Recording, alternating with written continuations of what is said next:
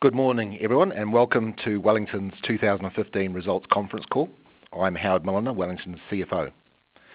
There have been a number of announcements made by the company in early 2016. On the 19th of February, we updated the market on the commercial launch of our new SCS Connect and ECR2 products.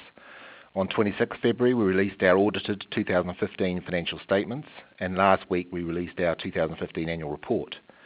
Our call today will be to provide some additional colour on these announcements and to take questions that you may have on them all. We will also comment on financial performance for 2015 and how we're looking for the first quarter of 2016. Greg will then provide some additional colour on the main priorities for 2016 and our progress on product sales. I must start with the usual warning. We'll be making forward-looking statements on the call today. As these are predictive in nature, they're subject to a number of risks and uncertainties relating to Wellington, its operations, the markets in which it competes, and other factors, some of which are beyond our control. Actual results and conditions may differ materially from those expressed or implied by such forward-looking statements, although we hope they don't. The result for the 2015 year was an EBITDA loss of $1.4 million on revenue of $24.6 million. This is an improvement on 2014, which was an EBITDA loss of $4 million on revenue of $17.8 million. Whilst the improvement is pleasing and continues to show year-on-year improvement, the result is still a loss, so there is more work to do. Some of the highlights of the 2015 result are the number of motors sold increased 23% to 1.059 million units. There were no sales of ECR2 SCS Connect products last year other than in deploying field trials, as the products only became available in late Q4 2015. US dollar revenue increased 18% to $17.4 million as we saw the growth rebound in Latin America and growth in Asia. New Zealand dollar revenue increased 38%, reflecting the lower US dollar New Zealand dollar exchange rate. Gross margin improved to 21.4%, with our supply-based cost reduction continuing to deliver results. Operating expenses reduced 8% as we continue to manage costs tightly. Operating cash was a positive $800,000, largely due to working capital improvements. And you may also have noted that the PwC audit report had made no reference this year to going concern issues, an indicator of confidence in the company. In terms of how Q1 is looking, we've already provided guidance that revenue will be around $6 million US compared to 4.9 for the same period last year. This is still our expectation. However, a few days to go in the quarter, customers can move orders in and out. In New Zealand dollar terms, this would represent approximate revenue of New Zealand dollars 9.5 million versus 6.5 million last year, an increase of 46% quarter on quarter. In Q1 2016, we've already shipped around 8,000 SCS Connect controllers and 7,000 ECR2 motors. We look forward to reporting a positive Q1 performance next month. Remember that Wellington maintains its books in US dollars, so currency has an impact. The financial statements which you will have include quite full disclosure of the impacts of currency exchange rate movements on our result. At this point, I'll hand the call over to Greg to talk about the priorities to update you further on our new motor and controller products. Thanks, Howard. Hi, everyone. It's really good to be able to talk to you today with our new products in the market, something you know our team has been working hard on for the last few years. It would also be remiss of me not to thank those of you that supported our capital raising in 2015. Which really helped us ensure we completed our new products and successfully started our marketing campaigns. We hope as you look at some of the pages of our annual report this year, particularly the product and people pages, you will see a new company, one focused almost entirely on growth versus restructuring. We have some cool new products, such as our cloud-connected fleet management and controller solution for commercial coolers, allowing brands to better manage their cooler fleets, and our super quiet, energy-efficient airflow solutions for supermarket customers. Our team is also changing to support our new company, with an engineering team more heavily weighted towards software and solutions development, and an ever-increasing focus on sales growth and supply chain solutions. We were satisfied with our 2015 performance, in particular the return to growth in our Latin American market, the winning of major new customer relationships in all regions, and the completion of our advanced ECR2 motor and SCS controller. Our gross margins while not quite where we wanted them to be, continued to expand to close to 22%. Our losses significantly reduced and our motor volumes increased by 23%. A particular highlight was also the $800,000 of cash generated from operating activities compared to the $4.4 million cash outflow in 2014. Our focus on inventory management and cash collection continues to pay off and has become a core discipline in the operating team. Diversifying revenues by adding new customers was the main sales focus, and as a result, we added 8 new customers globally, all of which were in the supermarket display case and food service sector. Last year, we saw the return of stronger customer demand in Latin America with 48% higher revenues than the year before. The USA was relatively flat as that region awaited our new ECR2 motor, which will be used to support the new energy requirements in 2017. Asia Pacific revenues increased 18% due to new customer wins. Europe, Middle East, and Africa declined 35% as we were impacted by the European macroeconomic situation. However, we did win some big new relationships in Europe, which have already begun shipping in first quarter 2016. Our priorities in 2015 all helped us move in the right direction and indeed will form the basis of the priorities for this year. Here is how we did briefly against those priorities. Firstly, expanding our geographical reach and customer diversification through our new distribution partnerships. We grew our older ECR01 and ECR92 motors in all regions as a result of our new distributors that we added in 2014. We also completed a new agreement with East West China to allow Wellington to trade in yuan and in turn grow our domestic Chinese business. Domestic revenue of China grew to a modest $0.4 million USD, up from zero revenue in 2014, and we expect to continue to grow this in 2016. In the UK, we won a number of new supermarket display case programs with large brand name retail chains, and some of those will start to grow in 2016. Secondly, our priority to launch our ECR2 motor and develop new customers for this product. We did complete the development of the motor and we commenced marketing into the supermarket sector primarily. In the fourth quarter, our ECR2 motor passed all necessary regulatory approvals required for both Europe and North America. We had a major USA supermarket refrigeration manufacturer make the decision to use our new ECR2 motor in several new 2016 product lines. And early this year, we shipped first orders to both that customer and a large European supermarket manufacturer.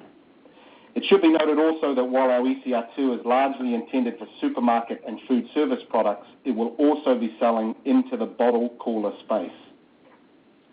Thirdly, we successfully launched the SCS Connect fleet management solution, our company's first smart controller product.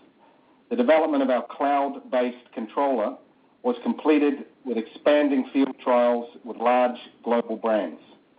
These field trials continue to expand into 2016. One of the things that is becoming evident is that with some customers, field testing is a longer process than we had anticipated, as those customers need to adapt their operating and IT systems to fully leverage the connectivity that they now are seeing.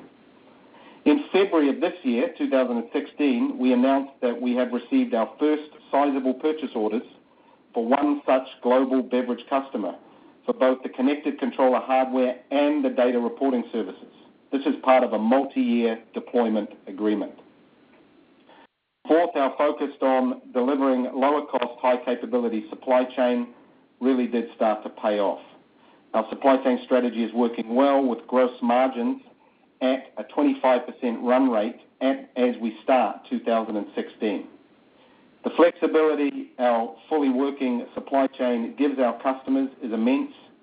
Motors are now being sourced from both China and Vietnam, and electronics from both Malaysia and Vietnam at a cost and delivery performance that allows us to meet our customer needs. In 2016, we will be putting more focus specifically on our electronic supply chain, as many of our new products are very heavily focused on electronics. So for 2016, our priorities will be heavily weighted to new revenue generation, with major themes around new customer and market diversification, new product sales, and electronic supply chain optimization, as these are all the areas that will deliver sales growth and profit. So finally, as we look towards 2016, we're entering our second quarter of this year. How are we doing? As Howard mentioned, we're experiencing a very encouraging start to the year. So that gives us some confidence that we're on the right track. Of course, we're always worried about the macroeconomic backdrop, but apart from the well-known situation in Brazil and some customers in parts of Europe, we are not seeing a broad-based demand pullback. We expect continued financial improvement in 2016 and are very focused on achieving a profitable outcome. As previously disclosed, we expect US dollar revenue this year to grow by around 15%. But to be fair, the Q1 revenue run rate we are seeing could indicate a higher than 15% revenue growth. However, it is still very early in the year to be promising that. Gross margin should be higher than 2015, improving close to our 25% target. A much smaller loss is expected in the last year, with a modest EBITDA profit achievable if the customer demand that we are seeing in Q1 continues to be positive and new products sell as expected. For the team now, it's all about customer sales diversification, selling our new products and services, and continuing to focus on cost reduction and thus meeting our customers' product and delivery needs. Thanks everyone for listening, and now I'll hand it to the operator for questions. Thank you. The question and answer session will be conducted electronically. If you'd like to ask a question, please do so by pressing the star key followed by the digit 1 on your touchtone telephone. Once again, please press star 1 on your touchtone telephone to ask a question.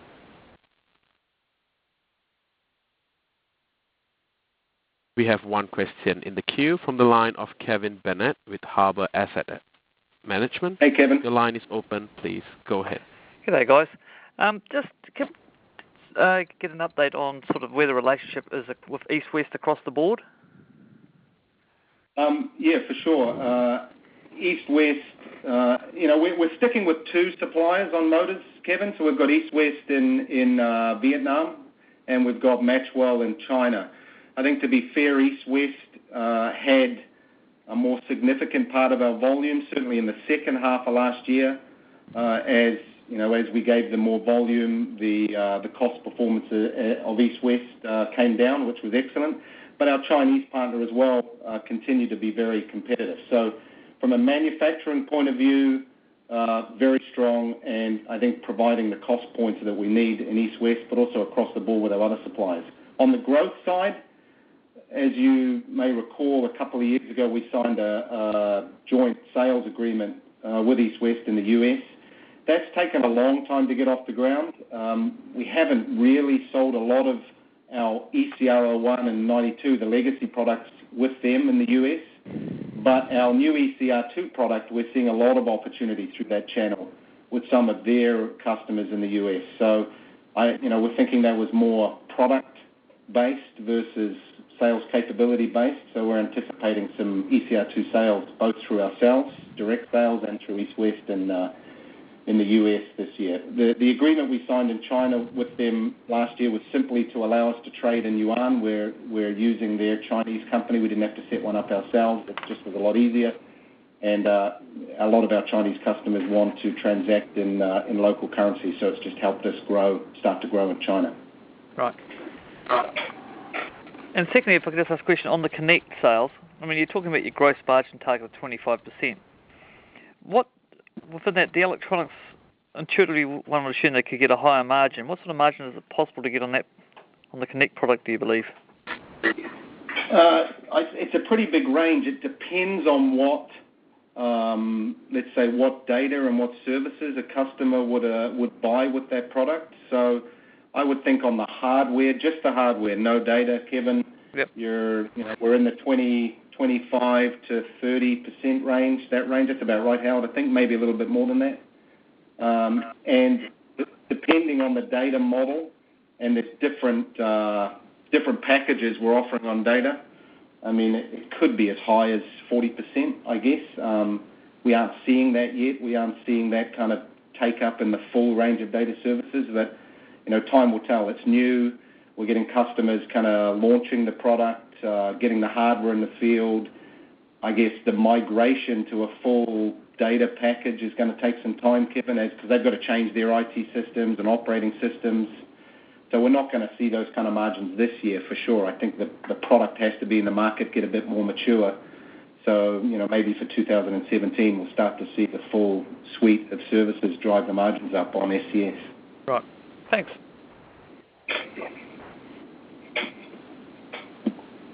Just a quick reminder, everyone, it's star 1 to queue up for a question. We'll now pause for a moment to assemble a queue.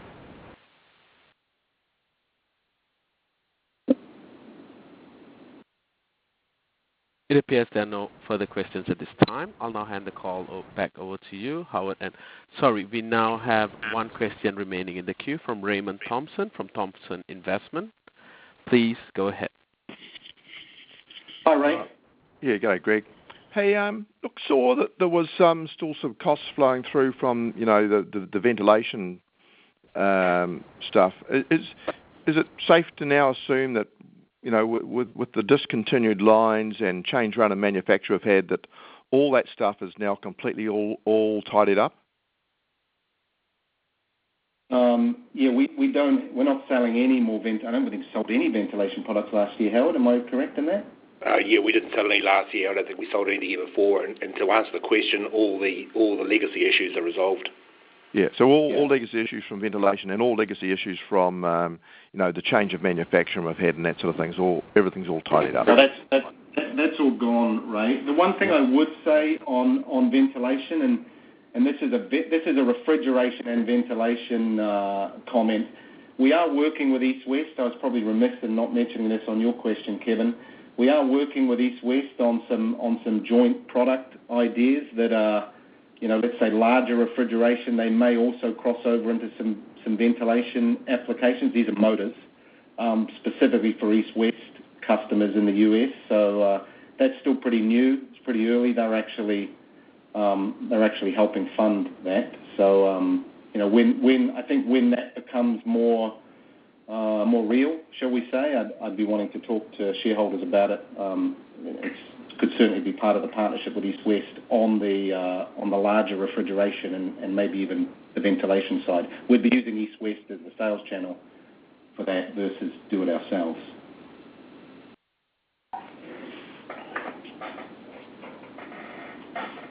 Anything else, Ray?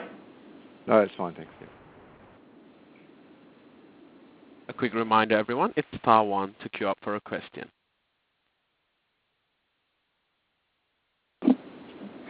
It appears there are no further questions at this time. I'll now hand the call back to you, Howard and Greg, for any additional closing remarks. Okay, Howard, do you have anything? And I'll finish off if you don't. Not for me, Greg. I'll leave it to you. Okay. Look, I'll just finish by saying we are quite encouraged by the start we've had in Q1. As Howard said, we're really hopeful to be talking about a positive Q1 in the next month or so. Very pleased to be able to talk about our first production orders on both our two new products, and I think that just validates that we've got customers out there who value those products, and we've designed the right products. And we obviously need to scale those products and those relationships this year, but it's looking like a very good start. We're focused on marketing those products. We're focused on growth. And, as long as we see the continued demand coming back in our largest Latin American region, we're seeing growth in the US, we're seeing growth in Asia. I think we're winning customers again in Europe. We're hopeful of a really good year. So looking forward to talk to all our shareholders through the course of this year, and you're welcome to join the AGM, which is coming up on May 31st. Alan, keep me honest. Yes, I believe that's the date, yeah.